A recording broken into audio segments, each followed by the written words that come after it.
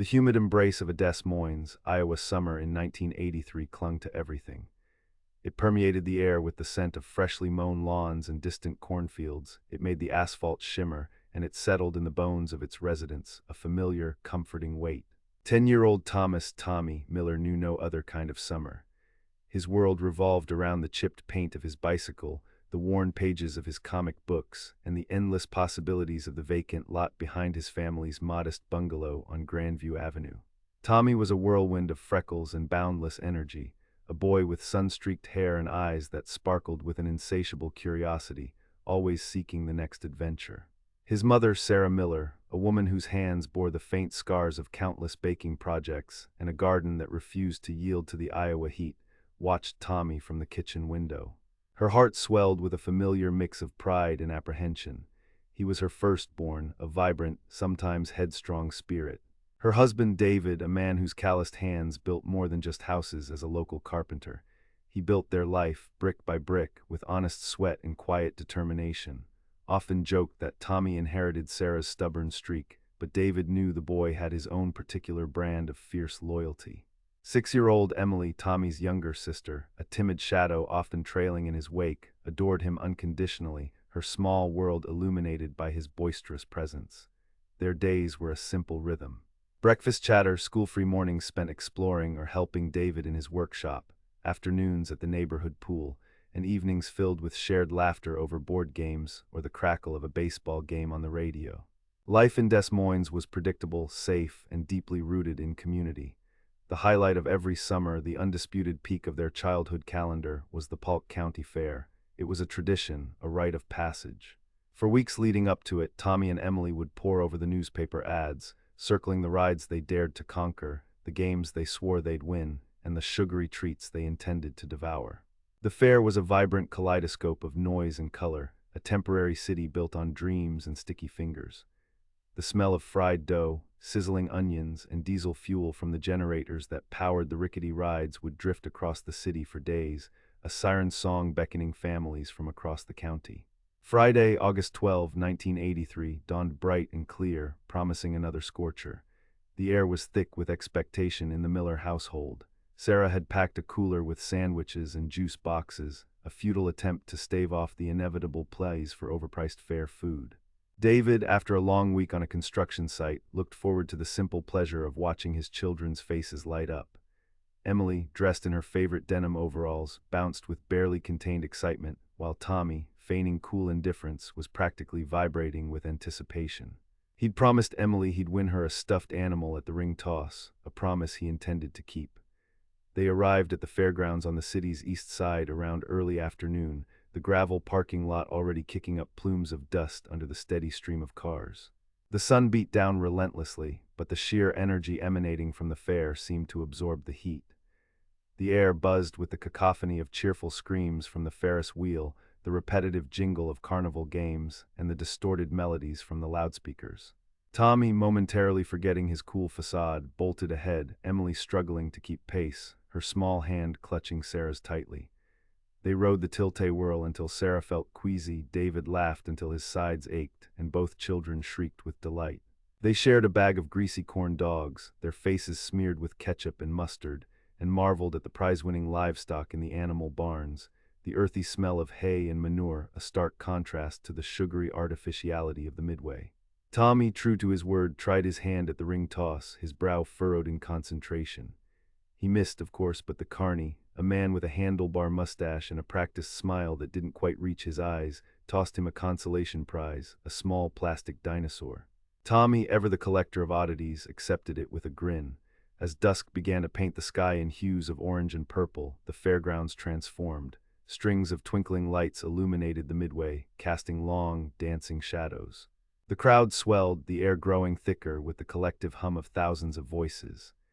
David, momentarily distracted by a conversation with a former coworker he hadn't seen in years near the main food vendor, loosened his grip on Tommy's shoulder.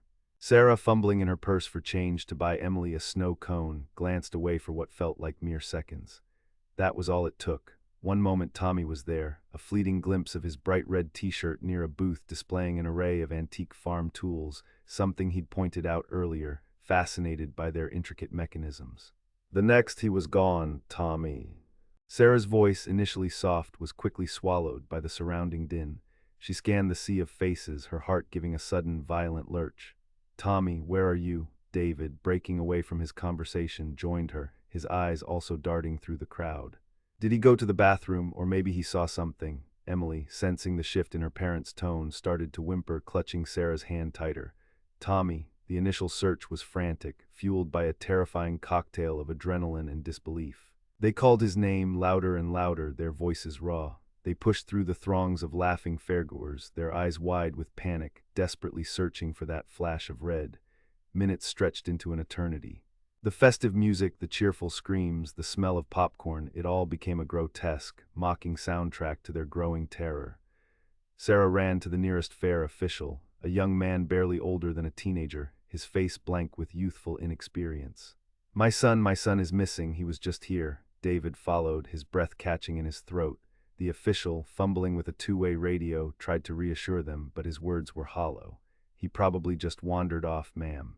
Kids do that all the time, but the cold dread coiling in Sarah's stomach told her otherwise. This wasn't Tommy. He knew the rules. He knew not to wander. Within half an hour, the Des Moines Police Department was alerted. Uniformed officers began to filter through the fairgrounds, their serious faces a stark contrast to the carefree atmosphere. Detective Robert Hayes, a man in his late 40s with a tired gaze and a reputation for quiet persistence, arrived on the scene. He'd seen enough missing persons cases to know that the first few hours were critical, especially with a child. He approached David and Sarah, their faces etched with unspeakable anguish, their voices choked with tears as they tried to describe Tommy. 10 years old, red t-shirt, blue shorts, brown hair, freckles. He had a plastic dinosaur. The fairgrounds, once a symbol of joy, now felt like a sinister, sprawling maze. The bright lights seemed to cast darker shadows, the laughter of strangers an unbearable torment. The police launched an immediate, massive search. K-9 units, their keen noses pressed to the ground, scoured the perimeter. Volunteers, their faces grim, joined the search parties, fanning out across the vast grounds, peering under rides, into abandoned storage sheds, behind concession stands. Fair operations were temporarily halted in sections as officers meticulously searched every nook and cranny. The loudspeakers, which had moments earlier announced the pig races, now broadcast a description of Tommy, his name echoing hauntingly across the fairgrounds, each repetition a stab to the millers' hearts. Hours bled into the dead of night. The search expanded beyond the fairgrounds, into the nearby residential areas, the fields that bordered the property, the banks of the Raccoon River. The media descended, news vans with their satellite dishes casting an ominous glow against the darkening sky. Tommy's smiling face, taken from a school photo, was plastered across local news channels, a chillingly common image in the silent lexicon of missing children. Detective Hayes worked tirelessly, his voice hoarse from endless questions. Witnesses offered fragmented, often contradictory accounts. A glimpse of a boy matching Tommy's description near the livestock barns, another near the main gate. A carney vaguely remembered seeing a child by the old tools display, but couldn't recall specific details. There were no signs of a struggle, no dropped possessions, no clear direction of travel. It was as if Tommy had simply evaporated into the humid Iowa night. The initial hope that he had merely wandered off and would be found asleep in some quiet corner gradually gave way to a cold, hard knot of fear. The search continued for days, then weeks, with an intensity that slowly but inexorably waned. The bright red missing posters, at first pristine, began to fade in the relentless sun, their edges curling. The phone at the Des Moines Police Department rang incessantly with tips, many of them false sightings, cruel hoaxes, or well-meaning but useless observations. Every lead was pursued, every whisper investigated, but each one led to a dead end. Tommy's case became a phantom limb for Detective Hayes, a constant ache that never fully subsided, another unsolved mystery in a career filled with them. The limitations of 1983 technology were stark. No widespread DNA testing, no sophisticated surveillance networks, no internet for rapid dissemination of information across state lines. It was shoe leather and gut instinct, and sometimes that just wasn't enough. For Sarah and David Miller, life became an unrecognizable landscape of grief. Their laughter died, replaced by an oppressive silence that filled their home like a suffocating fog. Sarah fell into a deep clinical depression, her once vibrant spirit extinguished. She'd spend hours staring at Tommy's empty chair at the dinner table, his baseball glove still resting on his dresser, his comics stacked neatly beside his bed. David, usually the rock of the family, retreated into a shell of quiet rage and self-recrimination. He blamed himself for being distracted, for letting go, for failing to protect his son. Their marriage, once strong, buckled under the unbearable weight of their shared tragedy. Words became weapons, then they ceased altogether. They were two broken people orbiting each other, unable to offer comfort, each lost in their own desolate grief. Emily, only 6, absorbed the tragedy with the quiet, devastating understanding of a child. She stopped asking about Tommy, not because she forgot him, but because the questions brought only tears to her mother's eyes and a stony silence from her father. She became withdrawn, her vibrant curiosity replaced by a cautious hesitancy. She saw the ghost of her brother in every quiet corner of their house, felt his absence like a cold spot in the summer sun. Her childhood was irrevocably scarred, marked by the day her brother vanished. The community of Des Moines initially rallied around the Millers. Neighbors brought meals, offered solace, shared tears. But as the months turned into years and Tommy remained missing, the public consciousness moved on. The fair continued, of course, its economic importance too great to halt. But for many, especially those with children, a subtle chill lingered beneath the festive lights, a quiet, unspoken dread that the joyous spectacle could hide a darker truth. Tommy's disappearance became a whisper, a local tragedy that faded into the background, leaving a permanent scar on the heart of the city. Birthdays passed without cake or presents for Tommy. Christmas brought only the hollow ache of an empty stocking. Every passing season was a fresh wound, a reminder of the life that was stolen, the future that never materialized. 14 years later, it was 1997. The world had edged forward, subtly but significantly. The internet, still nascent for most, was a buzzword, not yet a ubiquitous presence. Cell phones were chunky, expensive marvels, not yet in every pocket. Des Moines had grown, its skyline a little taller, its edges a little wider, but the soul of the city, its Midwestern stoicism and resilience, remained. Sarah and David Miller were older, their faces etched with the deep lines of protracted sorrow. Their bungalow still stood on Grandview Avenue, but it felt smaller, colder, a mausoleum of a life that once was. They lived separate lives under the same roof, two planets in a dark, silent orbit. Emily, now a young woman of 20, carried her grief with the quiet dignity of one who has known profound loss since childhood. She was a nursing student, her compassion deepened by her own family's suffering, an unspoken testament to the brother she barely remembered but never forgot. Detective Robert Hayes, his hair grayer, his gait a little slower, was just weeks away from retirement. Tommy Miller's file, a thick, dusty folder labeled "Cold," sat in a filing cabinet in his office, a constant, nagging reminder of his greatest professional failure. He'd pulled it out countless times over the years, rereading reports, poring over the same old witness statements, hoping for a new angle, a forgotten detail, a flash of insight that never came. Then a flicker, not a floodlight, but a single, dim candle in the overwhelming darkness. Martha Jenkins was a petite woman in her late 60s, her life a quiet routine of church on Sundays and tending her meticulous rose garden. Her brother Arthur "Artie" Finch had passed away a month earlier, a recluse to the very end. Artie had been a handyman, a quiet, eccentric sort who kept to himself. He worked odd jobs around Des Moines, including part-time at the Polk County Fair for several summers, including 1983. He'd never married, never truly connected with anyone, and Martha was left to clear out his ramshackle workshop on the outskirts of town, a task she dreaded. Among the tools, the rusted machinery, and the piles of forgotten junk, Martha discovered a heavy wooden box, old and surprisingly well-crafted. It was tucked away behind a false panel in an old workbench, clearly hidden. Her brother, for all his quirks, was not secretive in a malicious way, merely private. Curiosity piqued, Martha pried open the box. Inside, beneath layers of musty canvas, she found old fair memorabilia, ticket stubs from various years, a faded Best in Show ribbon from a livestock competition, a small, chipped ceramic pig. But deeper, in a smaller, secret compartment she discovered only after rattling the box and hearing something shift, was something else entirely. Her breath hitched. There was a small, worn photograph. It was a candid shot of a boy, mid-laugh, holding a plastic dinosaur, Tommy Miller. Her heart began to pound. She recognized the face instantly. It had been plastered everywhere for years.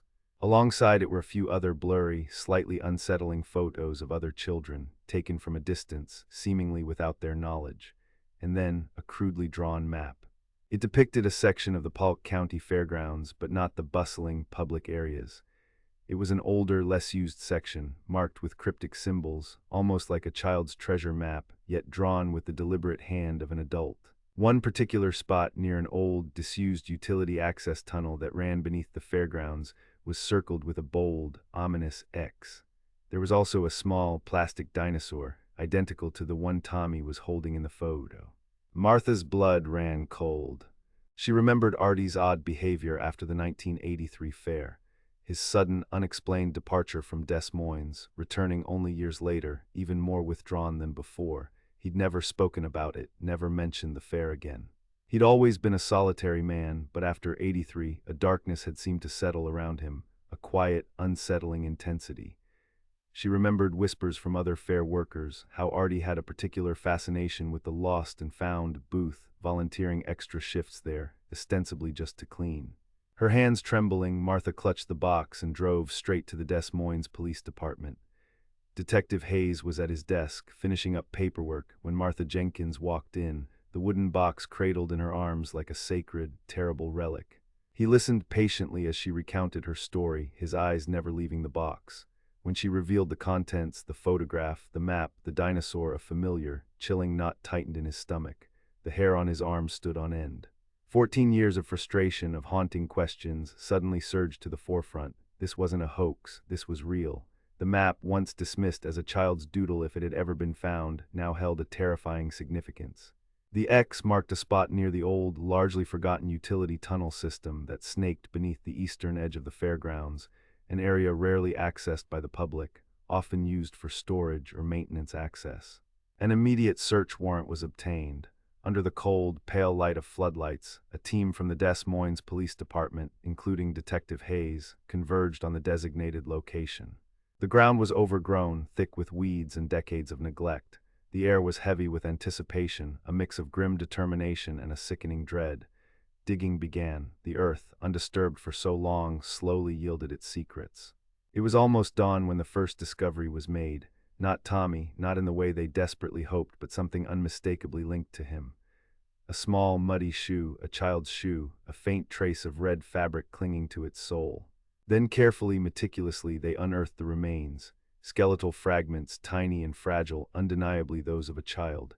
And with them, another plastic dinosaur, identical to the one in Artie Finch's box, lying amidst the dark earth. Further excavation over the next few days revealed not just Tommy's remains, but evidence suggesting this was not an isolated incident. More children's items were discovered, carefully buried in close proximity, indicating a chilling pattern, a meticulous, methodical horror hidden beneath the festive surface of the Polk County Fair for years. The full scope of Arthur Finch's depravity began to unravel. The news shattered Des Moines once more. For the Millers, the call came from Detective Hayes himself, his voice heavy with the weight of both profound sadness and a grim, agonizing relief. Sarah and David listened in stunned silence, their faces ashen. Emily, holding her mother's hand, felt the cold shock reverberate through her own body. The anguish of knowing, of finally having the grim truth laid bare, was almost as unbearable as the 14 years of not knowing. The agonizing hope, however faint, that Tommy might still be alive, was finally extinguished. But with it also came the first whisper of a different kind of peace, the terrible, liberating truth of closure. Tommy Miller finally came home, not as the vibrant boy who vanished into the summer night, but as a silent echo, a grim reminder of the shadows that can lurk in the most innocent of places. The Polk County Fair would never be the same again. For Des Moines, the healing process was long, painful, and forever scarred by the knowledge that for 14 years, a dark secret had been buried beneath the very grounds where laughter and joy were meant to thrive. A secret finally brought to light by the quiet discovery in an old wooden box, ending a long nightmare and beginning a different kind of mourning.